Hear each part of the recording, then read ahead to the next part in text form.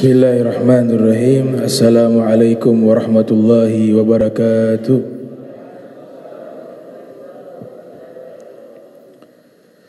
Bismillah, masyaallah, la yasuqul khair illallah. Bismillah, masyaallah, la yasrifu su illallah. Bismillah, masyaallah, wa ma bikum min ni'matin faminallah. Bismillah, masyaallah, la hawla wa la quwwata illa billah. Alhamdulillah, alhamdulillahi rabbil alamin. Allahumma salli wa sallim ala sayyidina Muhammadin miftahi babi rahmatillah, adada ma fi ilmillah, salatan wa salaman daimain mutalazimain bidawai mulkillah, wa ala alihi wa sahbihi wa man wala, amma ba'du. Ada satu kitab berjudul Hikmatu Tasri' wa Falsafatuh. Jadi kitab tersebut karya dari seorang ulama bernama Syekh Ali bin Ahmad Al-Hambali, membahas tentang rahasia ibadah. Jadi beliau jabarkan rahasia solat itu apa, rahasia puasa itu apa, rahasia zakat itu apa, dan seterusnya. Juga beliau jelaskan tentang hikmah daripada ibadah yang kita lakukan.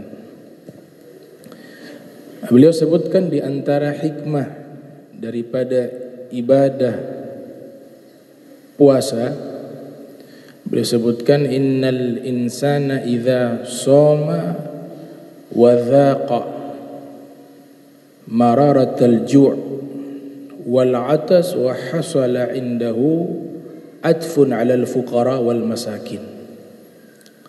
Apabila seseorang berpuasa, ya paling minimalnya dia pasti pernah merasakan rasanya lapar dan haus. Hasala indahu atfun. Karena pernah merasakan lapar dan haus, maka akan muncul sifat belas kasih kepada al-fuqara wal masakin, kepada orang fakir dan miskin yang mungkin mereka merasakan setiap saat lapar dan haus. Akhirnya puasa tersebut membentuk karakter kita menjadi orang yang peduli, menjadi orang yang peduli kepada kaum fuqara wal masakin, dan melahirkan orang-orang yang dermawan. Maka tartib yang Allah Ta'ala sebutkan di dalam Al-Quran, jika kita ingin menderma atau berbuat baik, maka diawali terlebih dahulu kepada keluarga dekat kita. Jangan langsung loncat yang jauh. Nabi katakan al-muta'addi fi sadaqah kamani'aha. Orang yang meloncat dalam sedekah seperti orang yang tidak bersedekah. Maknanya yang dekat dia tidak berikan, tapi yang jauh dia kasih. Padahal yang dekat itu terlebih dahulu. Nah, ini namanya tartib fil amal. Urutan di dalam beramal itu Allah telah atur dan Nabi telah sampaikan kepada kita. Dan beliau sebutkan juga tujuan daripada puasa tidak lain adalah la'allakum tattaqun, menjadikan kita orang-orang yang bertakwa. Nah, sifat orang bertakwa adalah dermawan. Sebagaimana yang Allah Ta'ala firmankan, wasari'u ila magfiratin min rabbikum wa jannatin 'arduhas samawatu wal ardu u'iddat lil muttaqin alladzina yunfikuna fis sarra'i wad dharra'i wal kadhiminal ghaidh wal 'afina 'anil nas wallahu yuhibbul muhsinin. Jadi Allah sebutkan sifat orang bertakwa, mereka segera bertaubat kalau punya kesalahan. Dan juga sifatnya mereka, kata Imam Ali bin Abi Thalib di dalam kitabnya Imam Ghazali Muqasyafatul Qulub, man sara'a ilal jannah sara'a ilal khairat. Makna bersegera di sini adalah orang kalau ingin bersegera masuk ke dalam surga, maka dia juga harus bersegera melakukan kebaikan. Waman, dan siapa orang yang ingin sara'a ilan nar, segera masuk ke dalam neraka, Sara ilal ma'asi wa syahwat, maka segeralah dia bermaksiat dan mengikuti syahwatnya. Setelah itu Allah sifati uiddat lil muttaqin alladzina yunfikuna fis sarra wad dharra. Sifatnya orang bertakwa selalu menderma di dalam situasi apapun, dalam sempit ataupun lapang, dalam keadaan susah ataupun senang. Wal kadhiminal ghaid, dan mampu mengendalikan emosi, bukan orang yang sifatnya pemarah. Wal kadhiminal ghaid wal afina 'anil nas, dan juga memiliki karakter pemaaf. Jika ada yang salah, minta maaf kepadanya, dia maafkan. Allah tutup dengan kalimat wallahu yuhibbul muhsinin, dan Allah mencintai orang-orang yang berbuat baik. Sehingga Nabi sallallahu alaihi wasallam mentarbiyah kita di bulan suci Ramadan agar menjadi orang-orang yang dermawan, menjadi orang-orang yang peduli kepada sesama. Nabi berikan targhib.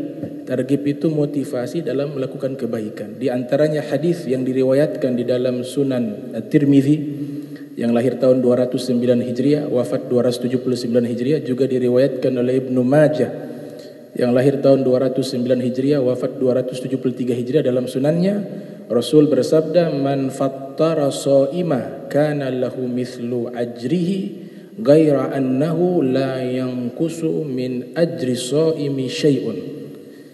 Siapa orang yang menyediakan hidangan berbuka puasa kepada orang yang berpuasa, ini adalah motivasi dan pendidikan dari Nabi agar kita terbiasa berbagi.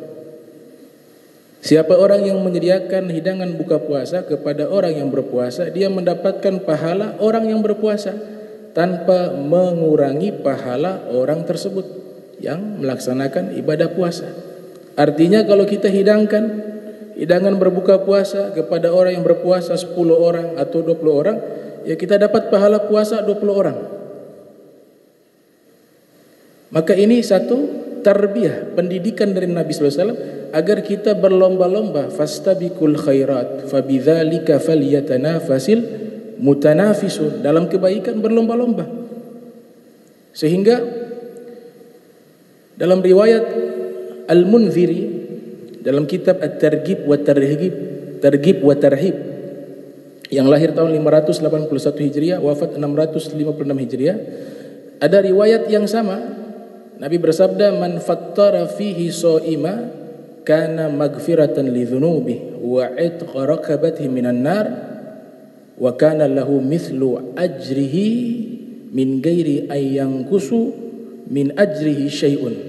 Orang yang menyediakan hidangan buka puasa kepada orang yang berpuasa, maka dosa-dosanya diampuni oleh Allah. Ini bonus tambahan. Kemudian terbebas dari api neraka, dan yang ketiga mendapatkan pahala orang yang berpuasa. Qalu, para sahabat berkata, laisa kulluna najidu ma nufattir ya Rasulullah. Kami ini tidak semuanya mampu menyediakan hidangan buka puasa ya Rasulullah. Ada yang kami orang miskin, orang fakir. Nabi tahu mereka ini punya jiwa ingin melakukan kebaikan, hanya saja terbatas kemampuannya secara finansial. Nabi tidak menutup pintu kebaikan itu. Nabi katakan, yu'tillah hadzal thawab man fattara sha'ima ala tamratin aw ala syarbati ma'in aw madhkati laban. Nabi katakan, pahala ini Allah berikan juga kepada orang yang menyediakan hidangan buka puasa walaupun kemampuannya hanya ia bisa berikan 1 butir kurma atau 1 teguk air minum atau 1 teguk susu, dapat pahala yang sama. Karena Allah Ta'ala selalu melihat kualitas bukan kuantitas. Selalu dikatakan manis tata, bagi yang mampu. Jadi kebaikan sekecil apapun, tapi kemampuannya sebatas di situ, tetap Allah akan balas dengan pahala yang sama. Karena yang dilihat adalah niat dan kemampuannya. Dan ini adalah satu isyarat Nabi ingin kita menjadi orang yang senang berbagi, orang yang peduli kepada sesama. Dan ini bukan sebatas Nabi bersabda saja, tapi Nabi tunjukkan dengan amalnya. Kalau kita baca Sahihul Bukhari, yang diriwayatkan oleh Imam Bukhari yang lahir tahun 194 Hijriah, wafat 256 Hijriah, dalam sahihnya dari Ibni Abbas mengatakan, kana Rasulullah ajwadan nas wa kana ajwad ma yakunu fi Ramadan hina yalqahu Jibril. Ibnu Abbas menjadi saksi sebelum Nabi sampaikan dengan sabdanya untuk menjadi orang yang dermawan, Nabi adalah orang pertama yang menunjukkan dengan perbuatan. Beliau katakan Rasulullah adalah manusia yang paling dermawan, dan kedermawanan beliau lebih hebat lagi jika tiba bulan suci Ramadan. Di saat bertemu dengan malaikat Jibril, kana yalqahu fi kulli lailatin min Ramadan, dan Nabi ketika bertemu dengan malaikat Jibril di setiap malam di bulan suci Ramadan, fayudarisuhul Quran, kedua-duanya tadarusan Al-Quran.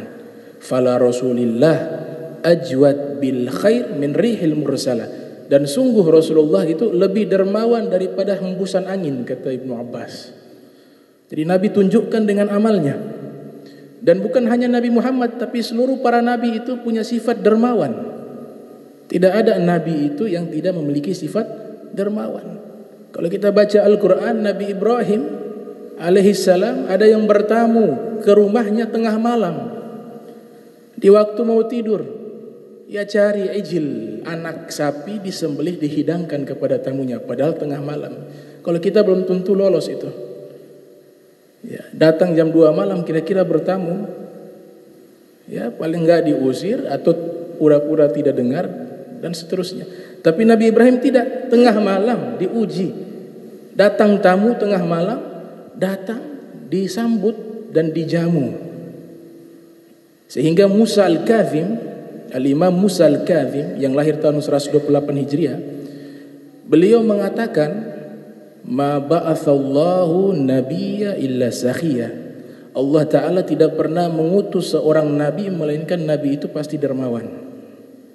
Pasti dermawan. Bahkan Samiri ini adalah orang yang membuat patung berhala dari anak sapi di zaman Nabi Musa. Ketika Nabi Musa kembali kepada kaumnya, melihat kaumnya sudah menyembah berhala yang dibuat oleh Samiri, marah Nabi Musa.